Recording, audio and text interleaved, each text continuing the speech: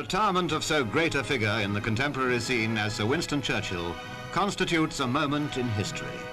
Strong rumours of his retirement had been current for some time, and the very special dinner party at number 10 Downing Street seemed to add confirmation. Sir Anthony Eden was there.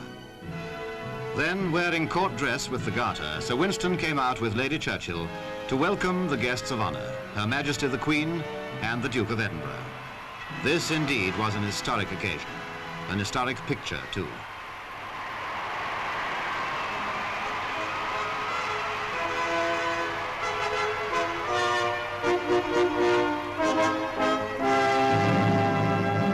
Next day, Sir Winston did in fact drive to Buckingham Palace to offer his resignation as Prime Minister and First Lord of the Treasury. At the audience, Her Majesty was graciously pleased to accept. No man in our lifetime has better earned the right to withdraw from the scene of action. As he steps from the stage, the curtain falls on a political era. It was under another queen that Winston Churchill had begun his career 60 years earlier. As a second lieutenant in Victoria's Cavalry Regiment, the 4th Hussars. The son of Lord Randolph Churchill and grandson of the 7th Duke of Marlborough, Winston was expected to follow his military service by taking up politics. But none of his aristocratic ancestors could have imagined the roller coaster trajectory his public life would take. Elected to Parliament in 1900, he rose quickly through the ranks, becoming First Lord of the Admiralty in 1911. But in 1915, he took the blame for the calamitous Gallipoli campaign of World War I, which cost Britain more than 70,000 casualties and cost Churchill the Admiralty. He spent the period between the wars on the outskirts of power, insisting that German aggression was still a threat and warning of what he called the gathering storm. But Prime Minister Neville Chamberlain ignored the warnings and struck a deal with the new Nazi regime.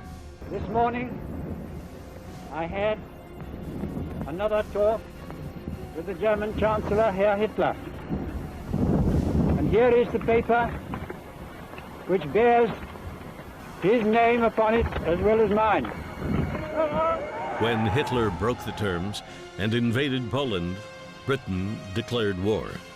Chamberlain was forced from office, and on May 10, 1940, Winston Churchill became Prime Minister.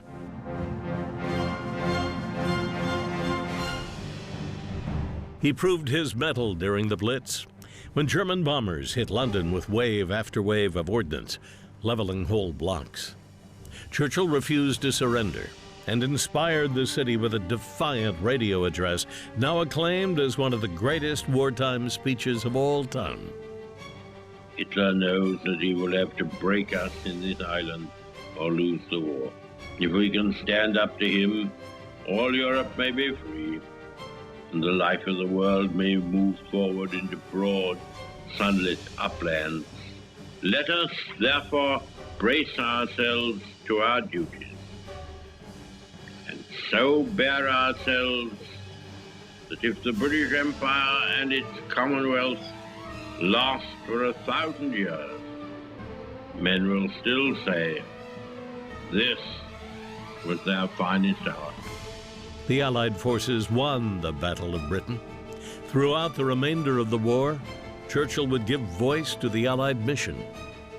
We cannot yet see how deliverance will come, or when it will come, but nothing is more certain than that every trace of Hitler's footsteps, every stain of his infected and corroding fingers will be sponged and purged, and if need be, blasted from the surface of the earth.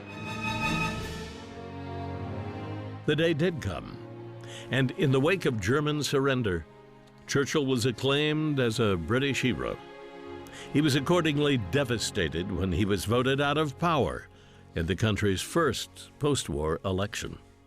He recognized the threat Soviet Russia posed. A shadow had fallen upon the scenes so lately lighted by the Allied victory. From Stettin in the Baltic to Trieste in the Adriatic, an iron curtain has descended across the continent. But the British were ready to put war behind them. Churchill, however, was not. He undertook a multi-volume history of the entire Second World War, the first major military history written by an actual war leader since Julius Caesar. In 1951, his fortunes reversed themselves yet again, and he found himself back at Downing Street as Prime Minister. But his tenure was brief. In 1955, at the age of 80, he resigned from office, citing ill health. Now the greatest of our contemporaries retires. To him and to his wife, the wish comes from far and wide. May many years of happiness lie ahead. Nearly a decade of happiness did lie ahead, ending with Churchill's peaceful passing on January 24th, 1965.